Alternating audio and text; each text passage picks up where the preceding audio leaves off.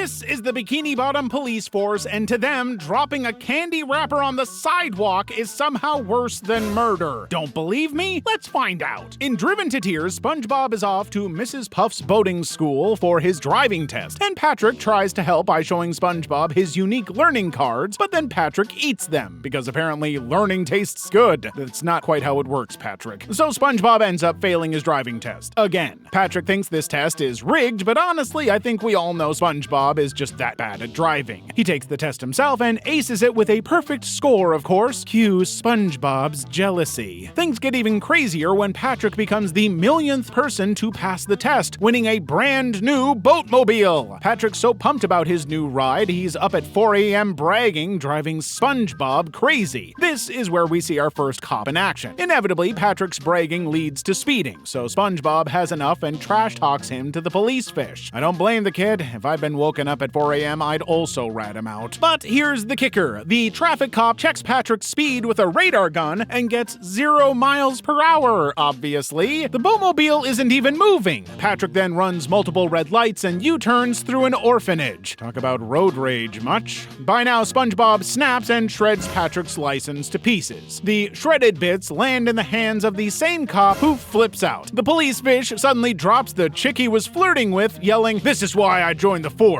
That's a pretty interesting reason to choose your job, buddy. But we'll get into that. Anyway, he chases Patrick and SpongeBob off a cliff, throwing SpongeBob in jail for 90 days. Not Patrick for his driving crimes, that's totally overlooked, but SpongeBob littering, he gets some hardcore jail time. It's like Bikini Bottom was one massive garbage dump at some point, and the cops are now on a mission to prevent a repeat of the Great Trash Apocalypse. They're treating every candy wrapper like it's a ticking time bomb. But if an actual bomb went off, I think they'd hardly notice. And speaking of explosions, in this episode, Something Smells, SpongeBob decides to make an ice cream sundae using some super gross ingredients. We're talking onions, ketchup, and a half-dead peanut plant. It's as bad as it sounds. The result? The nastiest breath in Bikini Bottom. People are literally running away from SpongeBob all day. It's so bad, he makes a driver go temporarily blind, causing a crash. And get this, the boat explodes, probably killing the poor guy inside. All that's left is a pipe frame. Finally, this cop shows up. He scribbles out a ticket, sticks it on the husk of the steering wheel, and strolls away. No investigation into the giant accident, no concern about the incinerated dead guy. SpongeBob keeps wreaking havoc with his death breath, clearing entire streets. I'm so glad this is a cartoon and we don't have to smell it in real life. He then isolates himself in his pineapple, and Patrick, being such a great buddy, decides to cheer him up by going to the theater. Naturally, people flee for their lives and some straight up die when he and Patrick walk in. And the cops? Nowhere. It's like they're on vacation. Even at the end of the episode, SpongeBob and Patrick run off into the sunset yelling, "We stink!" The cops are still MIA. It's possible the creators of SpongeBob were doing this as a metaphor, using the most hilarious method to teach us that plastic and litter are a big no-no for the ocean. This episode, Keep Bikini Bottom Beautiful, puts a spotlight on these fishy littering laws the most. Squidward steps outside one morning, feeling good about this great day in Bikini Bottom. He has no idea what the writers have in store for him. So, Bro steps in some gum, and when he finally scrapes it off and tosses it aside, this dude, Officer John, locks onto it like it holds the secrets of the universe. For some reason, he decides Squidward's the culprit and hands him a fine, forcing him to do community service. Poor Squidward can't escape the writers' trolling. Squidward is wandering around collecting trash when his nemesis, Squilliam, shows up, and this guy is such a clown, bragging about a statue they made for him after he cleaned up the town in a week. Squidward declares, "I can do that in a day," which is a nice goal and all, but seriously, Squidward, not smart. Squilliam blows his nose and drops the tissue on the ground before leaving, which is such a butthead move, honestly. Officer John, who must be blind or has it out for Squidward, finds the tissue and slaps him with a fine again, claiming he dropped it. Now, Squidward is desperate for a place to stash his trash, and our tentacly friend ends up using a kid's toy wagon, which sets off this crazy chain reaction.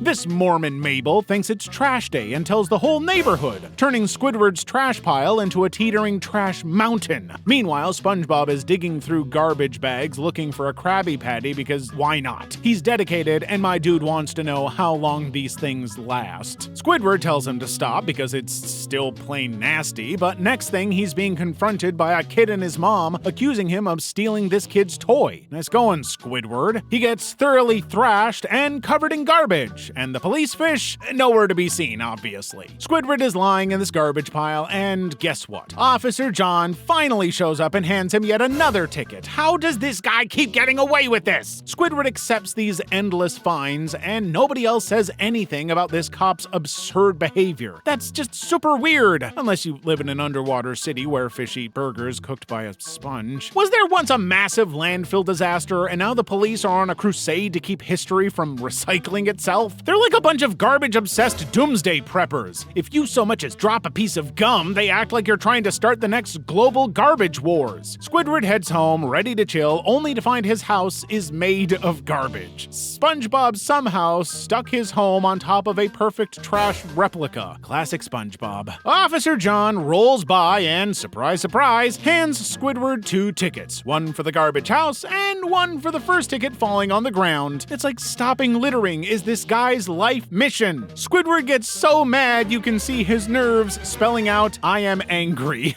I think Squidward needs a vacation after this. SpongeBob brought the trash over by sucking it into his body, and every time he talks, garbage spills out hilariously. I have no idea how this sponge can store so much stuff. Anywho, another ticket for Squidward. The cops don't care about anything else, but the second a piece of trash falls, they're on it like pickles on a Krabby Patty. Squidward dumps the trash-filled SpongeBob into SpongeBob's own trash can. Boom! Another ticket for putting his trash in someone else's bin. I swear, Officer John must have a sixth sense for litter. Then, SpongeBob realizes Squidward wants to get rid of the trash to earn a statue of himself. So, SpongeBob goes light bulb moment and builds a statue of Squidward out of, you guessed it, garbage. Enter Squilliam, who smirks and says, "The statue is just like you, Squidward, reeking of failure." And I mean, this thing reeks so much, it actually melts Squilliam's own statue. Officer John finally gives Squilliam a ticket, and Squidward's thrilled. But of course, Officer John then gives SpongeBob and Squidward tickets, because, you know, the statue is made out of garbage. It's clear that in Bikini Bottom, littering is the ultimate evil, while everything else is just background noise to the cops. They hand out fines like candy and lock people up tighter than the Krabby Patty secret formula when it comes to anything involving a scrap of litter. Then there's this episode, Doing Time. There's a whole bunch of wacko going on. We see SpongeBob trying to get his driver's license,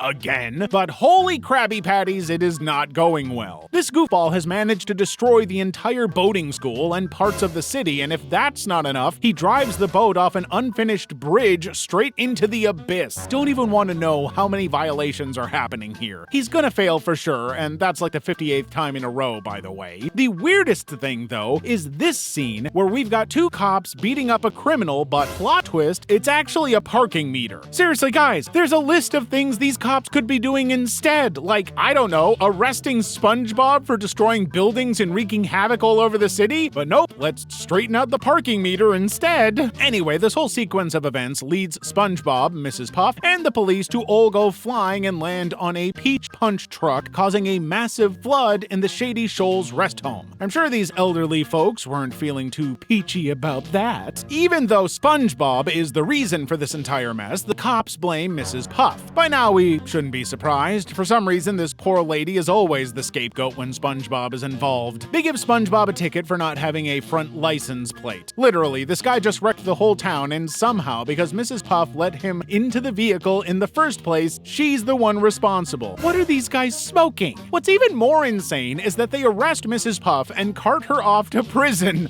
letting SpongeBob off scot-free. The rest of the episode, Mrs. Puff is losing it in prison because SpongeBob keeps trying to rescue her, and it's ridiculous how the guards don't believe her at all. SpongeBob gets super worried that Mrs. Puff has become thoroughly institutionalized, a pretty wacky idea to have, but if you live in a police state where you constantly have to walk on eggshells around the authorities, it's probably not that nutty. You'd think Mrs. Puff would be happy to be freed, but this lady is so relieved to be away from our idiotic SpongeBob, she'd rather be in prison. What's really weird is how the police make no effort whatsoever to investigate or figure out what's happening. It seems like as long as there's no one littering, everyone can do what they like, including massive scale destruction and letting other people take the blame for it. So is the justice system in Bikini Bottom run by a bunch of cleanliness morons, or are these cops enforcing a police state because of a dark and trash-filled past?